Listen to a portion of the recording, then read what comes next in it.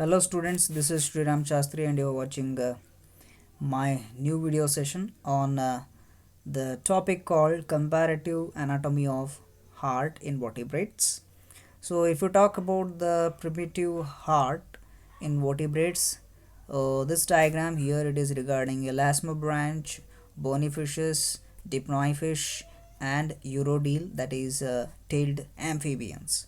So the first chart is regarding the comparative anatomy of hearts between the up to urodeles.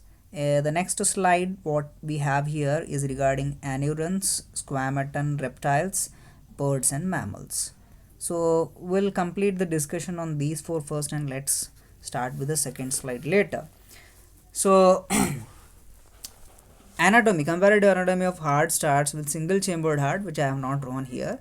In cephalochordata and branchiostoma, usually single chambered heart is present. Usually they have a single cardiac tube forms the chamber due to constrictions. Each chamber is divided into separate chambers by formation of partitions. Heart gradually is being shifted just behind the head in fishes and amphibians to near gills in cavities in gill cavities in amniotes, and with the elongation of the lungs and neck, the heart has been going towards the thoracic region. So preferably if you talk about the first elasmobranch type of heart, generally it has two main chambers and two what you call as false chambers.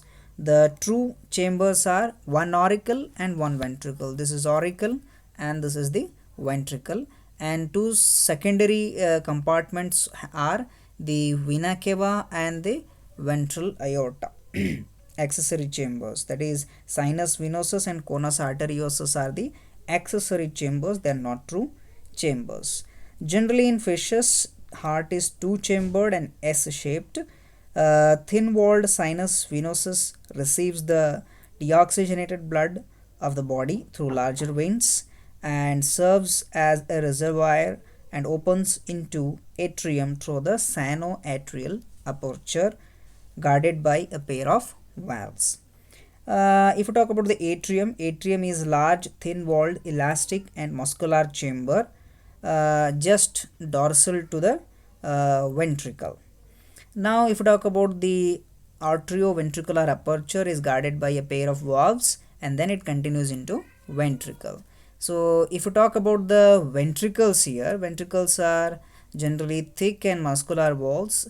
It opens into a tube called the conus arteriosus. Okay, so these are having a series of semilunar valves.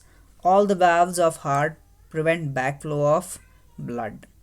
Now heart of fishes is enclosed in small pericardial cavity separated from general coelom.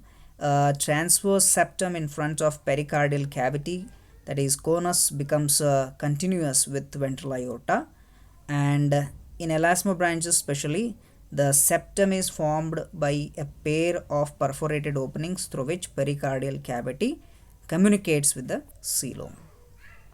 So if you talk about the bony fishes, that is teleost and dipnoi fishes, in these again the heart of bony fishes is similar to that of elasmobranch in most of the aspects, but conus number of its valves are reduced, and if you talk about in some it is absent.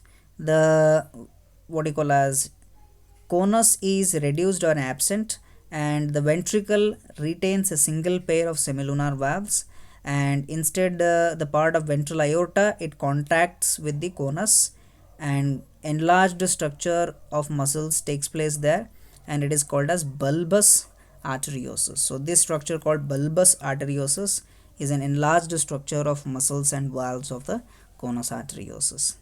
In fishes, heart is very small and two chambered with a single circuit of blood circulation.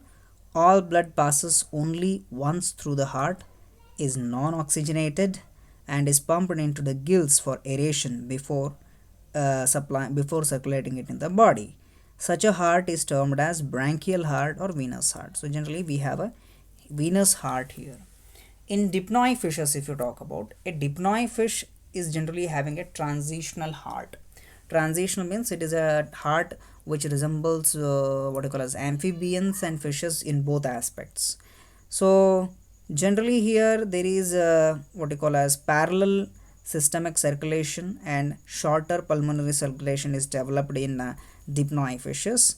Uh, Here atrium of lungfishes and urodeles is divided by an incomplete interauricular septum perforated by foramen ovale into right and left chambers of auricles. So mixing of oxygenated and deoxygenated blood is seen here, and generally the left auricle is the place where this oxygenated and deoxygenated blood are mixed. The deoxygenated blood from the rest part of the body is what you call supplied to the right auricle, this region, right auricle, and there is a partial partition present between the ventricles, while a horizontal septum is dividing the conus of lungfishes into dorsal and ventral part. Okay, so you can see there is incomplete what you call a septum present, and there is a furthermore development of the heart compared to bony fishes. Now if you talk about the generally the urodeles also are having most of the characteristics similar to that of the dipnoi fishes. The only thing which is different here is the incomplete interventricular septum is absent here, and third, fourth and sixth aortic arches have been developed, and the central part of this bulbous arteriosus is also present in them. In what you call as dipnoi fishes, fifth, sixth is blood vessel is present, whereas in urodeles third, fourth and sixth blood vessel is present. If we talk about the anurans, reptiles and mammals, birds and mammals, we'll continue with that. So in amphibians, especially in anuran hearts, it's advanced type of fish heart like itself. Okay, and generally here third, fourth and sixth pair of aortic arches are present. Curving what you call as a curved type of atrium is present. Atrium is shifting anteriorly toward the ventricles. Sinus venosus opens into right atrium, and the interauricular septum is complete without any foramen. So the interauricular septum is complete without any foramen, whereas the ventricle is undivided and single. It is thick, muscular, raised into tubercule, permitting only little mixing of two bloods. What you call as in urodeles, as we have seen, there was bulbous arteriosus, but in anurans the left ventricle margins has conus arteriosus, right? So usually they also have a spiral valve. So conus arteriosus is having divisions by a spiral valve which directs deoxygenated blood into pulmonary vessels and oxygenated blood into systemic vessels.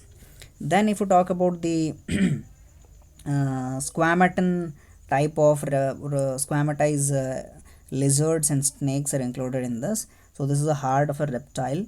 So in reptiles, generally the further improvement of the same heart, amphibian heart, takes place. Generally ventricle is partially divided in them and incomplete interventricular septum is there, whereas auricle is completely divided.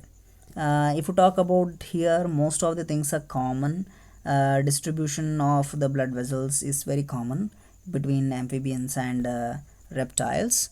A small opening called foramen or panizza is present in the ventricle, okay, which are in the aorta, because of which mixing of blood takes place here, right? So generally it is a 3-chambered heart itself. Only in crocodiles it is a 4-chambered heart. If you talk about here, the ventricle leads to third aortic artery, that it forms the carotid trunk. Third, fourth and sixth aortic arches generally remain, whereas the remaining are absent in them. There is formation of a pulmonary trunk, left aortic trunk from the right part of ventricle.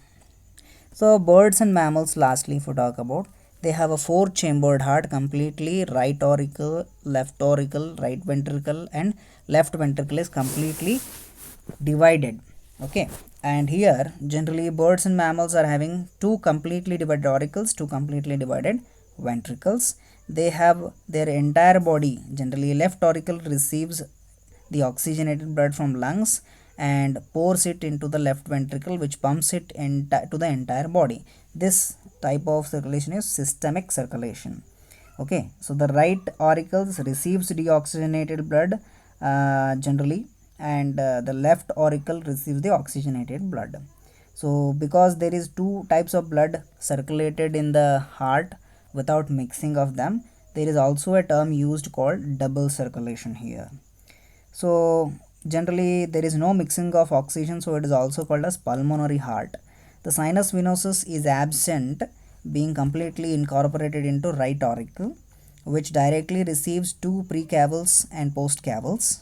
The union of sinus with right auricle generally is marked by a groove called sulcus terminalis, and internally by a muscular ridge called crista terminalis, which separates right auricular chamber from small ventral chamber. Okay, so left auricle receives the blood directly through the pulmonary veins, left auricle, and generally primitive conus arteriosus is completely replaced by a pulmonary aorta. So leaving the right ventricle of for lung and single systemic aorta leaving the left ventricle for body. All major vessels have valves basally at the point of exit or entry to the heart. So here blood from the walls of heart is brought to the auricle by means of coronary sinus in right atrium. The opening of sinus is guarded by valves called coronary valves or Thebesian valves, and the inner surface of the right auricle wall is marked by small depression called what you call as the Thebesian foramina, in which fine veins directly pass through the blood atrial walls into the right atrium. Although interauricular septum is complete in adults, but there is a fine depression called fossa ovalis is present, which mark the site of foramen ovale. The fossa ovalis is surrounded by a prominent ridge called annulus ovalis. These are very important what you call as points regarding the auricles and ventricles of the embryo as well as the adults. So in mammals and birds, most of the things are very same, only the aortic circulation differs. Generally the birds have right systemic aorta and mammals have left systemic aorta. Regarding that is different, but heart and its function is completely same. So I hope you might have clearly understood about the complete discussion on comparative anatomy of these all 6 heart. So first one is elasmo branch heart, bony fish heart, dipnoi fish heart, urodele heart, and here you have anurans, squamator, and birds and reptilian heart. So total 8 type of hearts we have discussed today. So I hope you might have followed it. If you have any questions regarding this, you can freely ask about it. And in the next topic, we'll take up the comparative anatomy of brains in vertebrates. So for today, we'll stop this video here itself. Thank you.